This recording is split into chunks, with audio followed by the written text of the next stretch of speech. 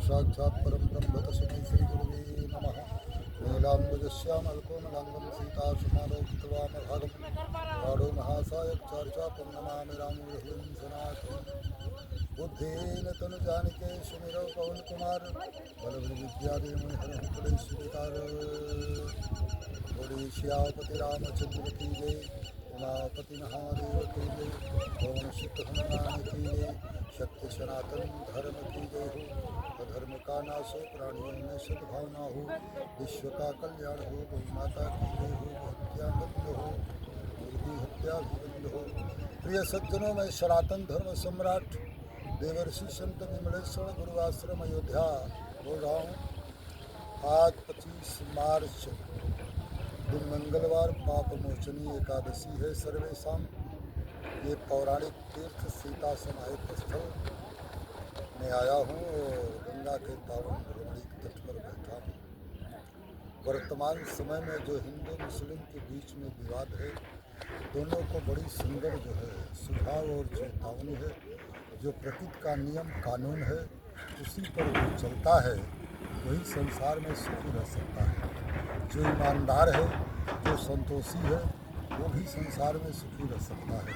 क्योंकि नियत तेरी अच्छी है तो किस्मत तेरी दासी है, और कर्म तेरे अच्छे हैं तो घर में मथुरा काशी है। इस संसार में प्रकृति ने मनुष्यों को जीने खाने के लिए अन्न जल बनाया, और उसके बाद जब व्यक्ति गर्भगृह में रहता है और पैदा होता है तो 1 साल भेड़ बकरी गाय आदि के दूध को पीता है। तो गाय आदि का दूध तो किसी फैक्ट्री में नहीं बनता, ये प्रकृति की रचना है, प्रकृति की व्यवस्था है। इसलिए प्रकृति के नियम कानून के अनुसार इस संसार में 5 तत्व हैं, वायु अग्नि पवन आदि। इनके बिना किसी का जीवन निर्वाह नहीं हो सकता। सिख ईसाई पारसी जैन इस्लाम बौद्ध सनातन धर्म का कोई भी गुरु कोई भी शंकराचार्य हो बिना अन्न जल के नहीं रह सकता। अन्न जल की रचना जो है प्रकृति करती है। इसलिए प्रकृति के नियम कानून के तदनुरूप जीवन निर्वाह करना ही भजन है, भक्ति है, धर्म है। वर्तमान समय में इस समय रमजान का पावन पर्व चल रहा है। सभी दुनिया के सभी मुसलमानों को रमजान मुबारक हो। कौन कहता है रब के नबी हैं तो प्यारे सबके नबी हैं। जो इस्लाम और इस्लाम की खूबी भाईचारा और जो कुरान शरीफ कहता है, पैगंबर मोहम्मद साहब आदि धर्म गुरुओं ने जो कहा उसी का आचरण करना इस्लाम की रक्षा है और इस्लाम की खूबी है। उसके विपरीत कत्लेआम बलात्कार करना इस्लाम से दुश्मनी है। इसलिए दुनिया का सबसे बड़ा दुश्मन, इस्लाम का सबसे बड़ा दुश्मन तो केवल मुसलमान ही है। इस समय सीरिया में रमज़ान के पावन पवित्र महीने में जो रहा है, दुनिया का हर मुसलमान हिंदू सब जानते हैं। हम नरेंद्र मोदी भाई आपको और योगी जी आपको पवित्र सुझाव चेतावनी ये है कि भारत में ताशकंद समझौते के समय 3 औरंगजेब थे, महात्मा गांधी और मोहम्मद अली जिन्ना और नेहरू। इन 3 लोगों ने भारत के 3 टुकड़े को कर दिया। जब मुसलमानों की आबादी की समीक्षा हुई, मुस्लिम लीग ने हट किया, तो मुसलमानों की जो जागीर जमीन शेर था वो बांग्लादेश और पाकिस्तान में किया गया।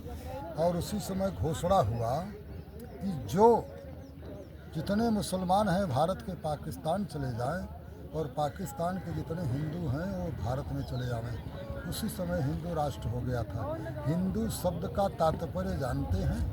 हिंदू कुश पर्वत के पास में जो मनुष्य निवास करते थे उनको हिंदू कहा गया। हिंदू शब्द जो है सम्मानित नहीं है। जिनको शब्दकोश व्याकरण और साहित्य आदि का ज्ञान है वो जानते हैं कि हिंदू राष्ट्र कहने पर भारत की जो है छवि धूमिल होगी। इसलिए हिंदू का तात्पर्य होता है जो है काफिर। अरबी भाषा में, उर्दू भाषा में हिंदू को काफिर कहते हैं। इसलिए गर्व से कहो कि हम भारतीय हैं और मुझे हिंदू राष्ट्र नहीं संस्कृत राष्ट्र चाहिए। जितने चूतिया हैं वो सब हिंदू राष्ट्र की मांग कर रहे हैं, चाहे कोई संत हो, चाहे कोई आम आदमी हो, चाहे कोई संगठन हो। अब उसके बाद जो है नरेंद्र मोदी आपको पवित्र सुझाव है, अब धृतराष्ट्र की तरह सत्ता से मोह मत करो। जैसे बलूचिस्तान ने पाकिस्तान से अपने आप को अलग कर लिया है, उसी तरह से भारत के जितने मुसलमान, वक्त वोट पर मत जाओ, भारत के जितने मुसलमान हैं सारे सादर इज्जत के साथ अपनी जितनी प्रॉपर्टी संपत्ति है लेकर पाकिस्तान चले जाएं, बांग्लादेश चले जाओ और पाकिस्तान के जितने हिंदू हैं उनको भारत में बुला लो ताकि रहे बास तो बजे बांसुरी। और जिस तरह से तुम लड़ाई लड़ रहे हो मुसलमानों से और अपने कुर्सी को बचाने के लिए, अब तुम्हारे जीवन का अंतिम सत्ता सुख है। मेरी बात पर तुमने अमल नहीं किया तो तुम्हारा बड़ा बुरा समय आएगा, बड़ी तुम्हारी दुर्दशा होगी। क्योंकि जैसे सावित्री के सिंदूर से सत्यवान की आयु बढ़ी, उसी तरह से यशोदा बहन के सिंदूर से तुम 3 बार प्रधानमंत्री बने और उसको 3 घंटे भी 3 मिनट भी अपने पास नहीं रखा। इसलिए दंपति धर्म नीति, राज धर्म नीति, आज की जो परंपराएं हैं वो सब तुम अतिक्रमण कर रहे हो। भारतीय संस्कृति अतिक्रमण हो गई। जिस नारी को सीता, सावित्री, अनसुईया, मीराबाई के आचरण में तुमको पिरोना चाहिए, उस नारी को तुम सुपर्णखा ताड़का बना करके और अंग प्रदर्शन करा रहे हो, नारी धर्म का अतिक्रमण कर रहे हो। इसलिए आपका पतन होना तय है, क्योंकि ये तो धर्म है तो गया।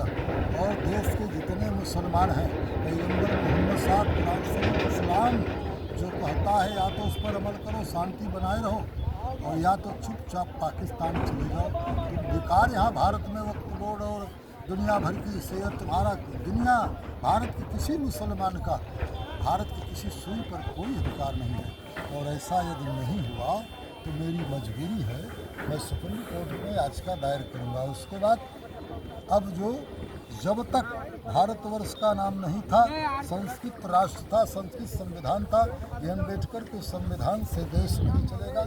क्योंकि 16 कला और 16 जो है श्रृंगार, 16 संस्कार प्रकृति ने उत्पन्न किया, 16 कला परमात्मा ने अपने पास रखा, 16 संस्कार मनुष्यों को मिला, 16 श्रृंगार नारी समाज को मिला।